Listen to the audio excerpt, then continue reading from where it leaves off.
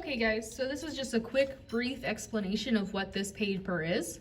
What you're going to do is you are combining like terms. So right here, these two are going to combine to get the answer to this box. Okay. So if I asked negative 2x plus x, what will that give me? Okay, should have said a negative x or a negative 1x.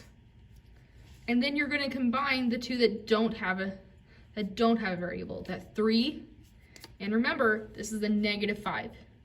And 3 plus negative 5, you're going to make it negative 2. Okay. After you do that, you would combine these two. So the x minus 5 will combine with a 3x minus 4 to get the answer to this one. And x plus 3x makes it 4x. Okay. And then we have minus 5 and minus 4. So negative 5 plus negative 4 makes negative 9. And you would go do the same thing across the board. And in order to keep going up the pyramid, you would combine these two to get the answer to this. Then these two to get the answer to this one. Okay. Next, you're also, if you finish this one early, we have a second worksheet. What this one looks like, okay, you are going to be coloring the terms that have the same color. So what that's going to mean is, it says you need 8 colors. So let's say I'm going to start with blue, and I'm going to decide that the terms that have the x and the y, okay, that look like just like that with only an x and only a y, move that over a little bit so you can see it better. There's only have an x and only have a y. Those are going to be all the same shade of blue. So that means this would be a blue, and let's see, this one would be blue, and this one would be blue, and then so on and so forth. And what you're going to do with these, okay, is you're going to finish coloring it. And after you finish coloring it, before we get on to the part about finishing coloring, okay, just as a reminder, like terms share a variable. But this is also going to be that time whenever we add on to that a little bit. So like terms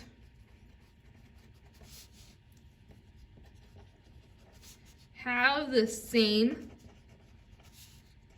variable or variables. That's what that means, variable or variables.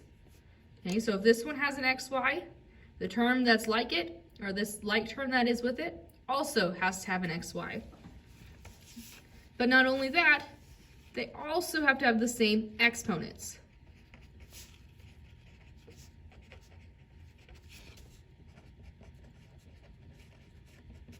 So I'm going to go and pause the video, and I want you to write this at the top of your paper.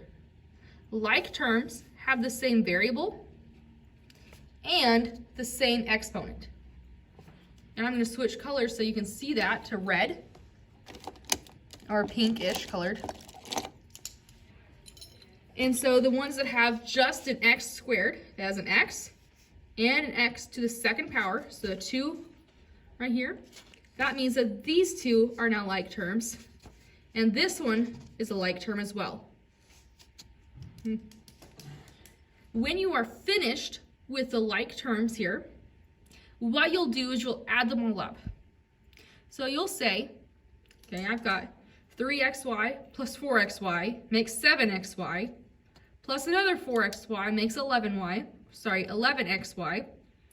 plus another 8xy makes 19xy, and then so on and so forth.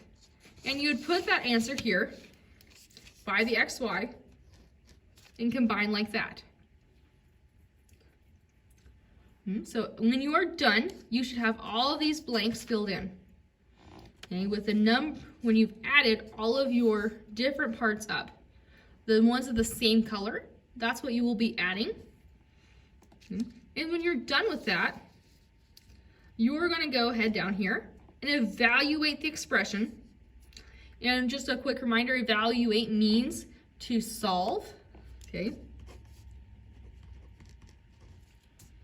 So we're going to do that, but let's say we have, okay, we're going to use one that has the exponents.